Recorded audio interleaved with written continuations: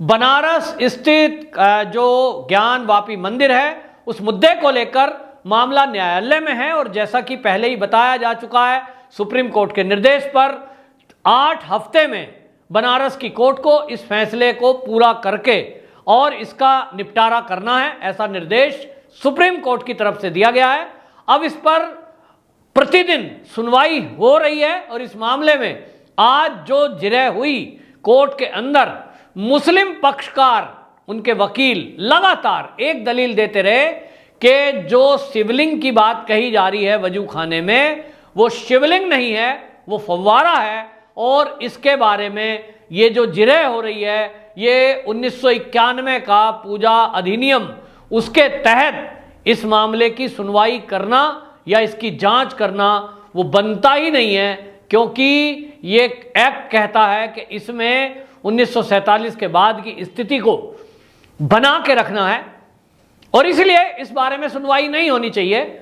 लेकिन कोर्ट ने इस दलील को मुस्लिम पक्षकारों की नकार दिया और उन्होंने कहा कि इस पर हम फैसला दोनों पक्षों की बात सुनने के बाद करेंगे, आप अपनी बात रखिए।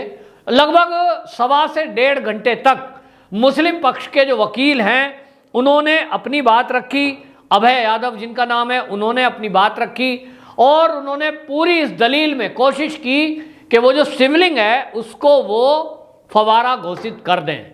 बहुत सारी दलील रखी, उन्होंने कहा उसके अंदर छेद है और इसके चारों तरफ एक चक्री थी और ये तो साहब यहाँ पे नमाज होती है, कितने पिछले सालों से हो रही है, अंग्रेजों के ज़माने से हो रही है, मंदिर तो है ही नहीं। इस तरह की दलील देते रहे।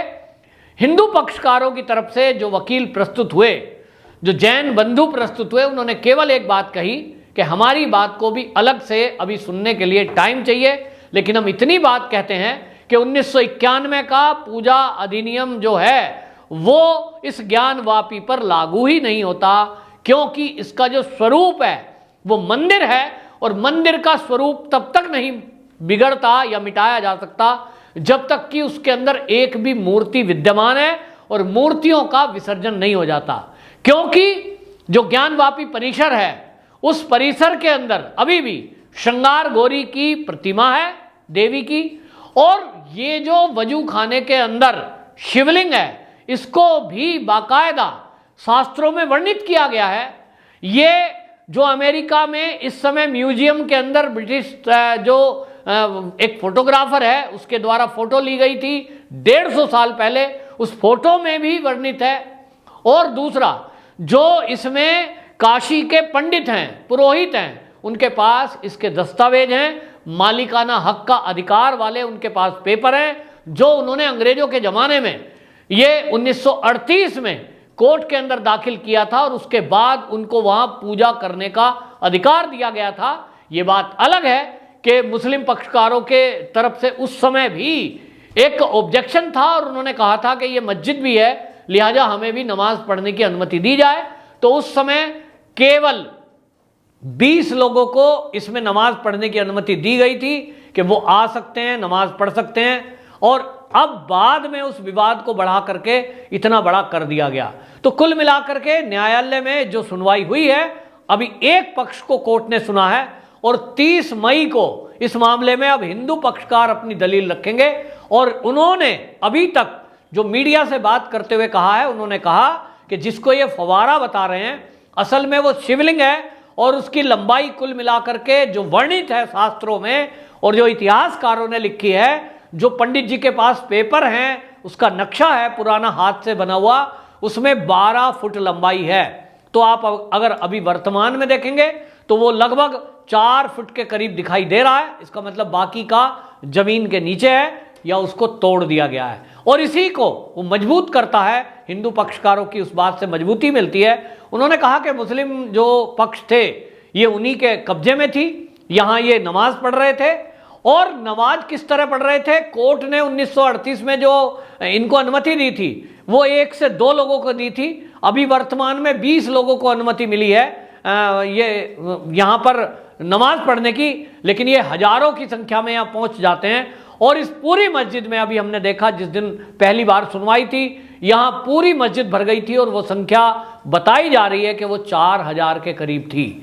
यानी एक दबाव बनाने की कोशिश की जा रही है। और जब पूरी मस्जिद मुस्लिम पक्षकारों के कब्जे में है, वहां जबरदस्ती नमाज पढ़ाने के वो समय में, बल्कि शुक्रवार के दिन वहां पूरी मस्जिद भर दी जाती है, दूर दूर से वहां लोग बुलाए जाते हैं और उसके साथ शिवलिंग के छेड़छाड़ की गई है।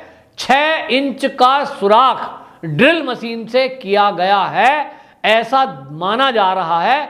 यह हिंदू पक्षकारों ने दावा किया है और उन्होंने कहा है कि इस मामले में एएसआई पुरातत्व विभाग को इसमें आदेशित किया जाए और कोर्ट इसकी जांच करवाए कि जिसको मुस्लिम पक्षकार लगातार फवारा कहने की कोशिश कर रहे हैं, हिंदू आस्था कह रही है कि ये शिवलिंग है और ये वही शिवलिंग है जो स्वयंभू है, अपने आप से प्रकट होता है, कोई उसको लाता नहीं है। और जब ये पुरातन से पुरातन है तो फिर इस पर सवाल क्यों। यहां आपको एक और बात बता दूं कि इसी वजू खाने में जहां ये शिवलिंग है, इसको ड्रिल से छेद किया गया ताकि ऊपर से कोई देखे तो लगे फवारा है, और उसके इर्द गिर्द एक लोहे की चक्री और लगा दी जिससे लगे कि यह फवारा है और इसमें से पानी निकलता होगा।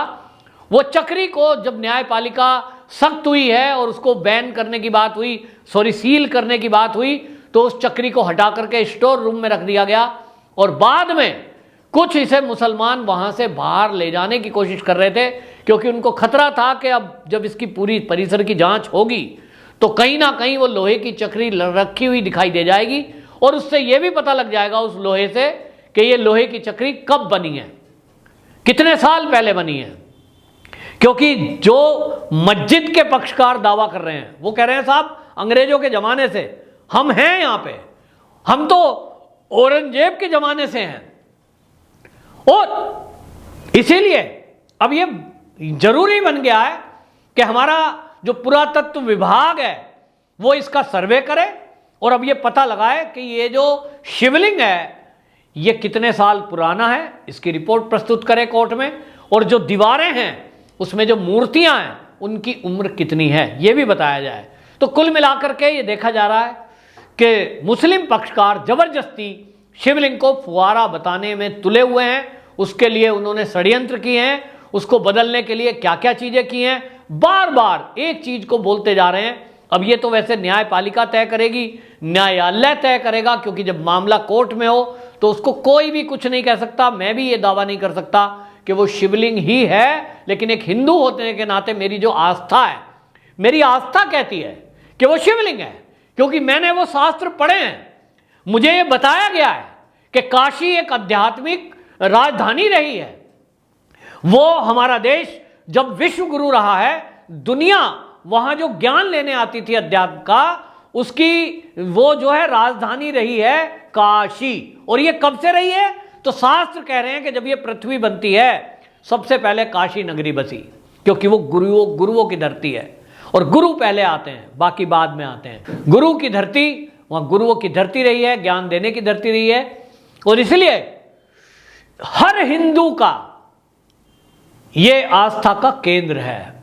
और इसलिए मैं भी कहता हूं कि आप ये देखिए, सबसे बड़ी बात कि जो लोग इसे मस्जिद बनाने पर तुले हुए हैं कि मस्जिद है फुहारा है, मस्जिद है फुहारा है, हम कह रहे हैं कि ये मंदिर कब से है? मंदिर तो जब पृथ्वी बनी तब से है और शास्त्रों में लिखा है। तो इसलिए ये क्या जो औरंगजेब आक्रमणकारी आया था आताताई, ये उसके बाद बनी है या उसके पहले है? और वो दीवारें बता रही हैं साफ साफ, बिल्कुल बाहर से अगर आप देखेंगे तो हर व्यक्ति को पता लगता है कि नीचे मंदिर है, उसके ऊपर गुम्मद बाद में बनाई गई है। अब जब कोई जांच एजेंसी उसकी जांच करती है तो ये अड़ जाते हैं कि साहब हम जांच नहीं करने देंगे। आपने देखा होगा जब वीडियोग्राफी की बात आई थी, कोर्ट के आदेश पर वीडियोग्राफी हो रही थी, उस समय भी ये इसी तरह अड़ गए कि हम वीडियोग्राफी नहीं होने देंगे। सवाल यह है कि जब जांच से फैसला होना है कि ये फुहारा है या शिवलिंग, तो जांच का विरोध क्यों? जब ये वीडियोग्राफी से तय होना था कि ये मस्जिद है या मंदिर, यहां अंदर तहखाने में जिसको तहखाना बताया जा रहा है, क्या वो मंदिर का ही हिस्सा है? क्या वहां कुछ ऐसी निशान हैं? इस पर वीडियोग्राफी करने का आदेश जब कोर्ट ने आदेश दे दिया तब इसका विरोध ये अड़कर क्यों कर रहे थे? क्या खतरा था मुस्लिम पक्ष को कि कौन सी पोल खुल जाएगी?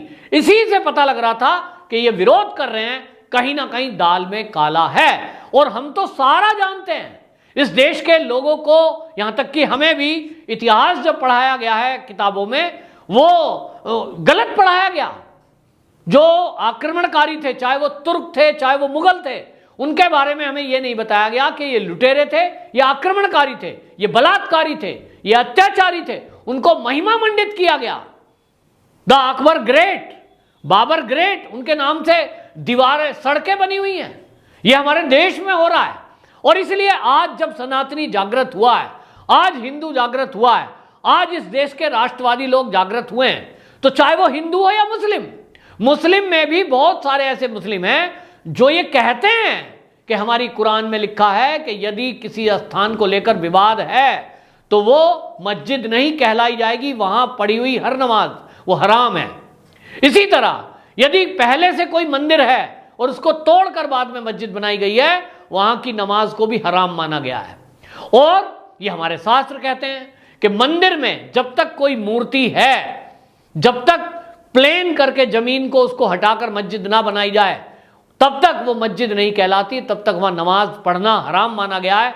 तब ये मुस्लिम पक्ष ज्ञानवापी मंदिर को लेकर क्यों अड़ा हुआ है कि हमें तो यही नमाज पढ़नी है, जबकि ये सिद्ध हो चुका है अभी तक कि वो पहले मंदिर था। जो पंडित हैं, जो पुजारी हैं, उनके पास उसके कागज हैं, दस्तावेज हैं, और वो मैंने जैसे कहा अंग्रेजों के जमाने के कोर्ट का न्यायालय का फैसला है कि ये जो पंडित जी हैं ये इन्हीं की प्रॉपर्टी है। उस मंदिर परिसर में जो दुकानें हैं उनका किराया आज भी वो मंदिर के जो पुरोहित हैं उनका परिवार लेता है, जो कोर्ट का आदेश है 1938 का।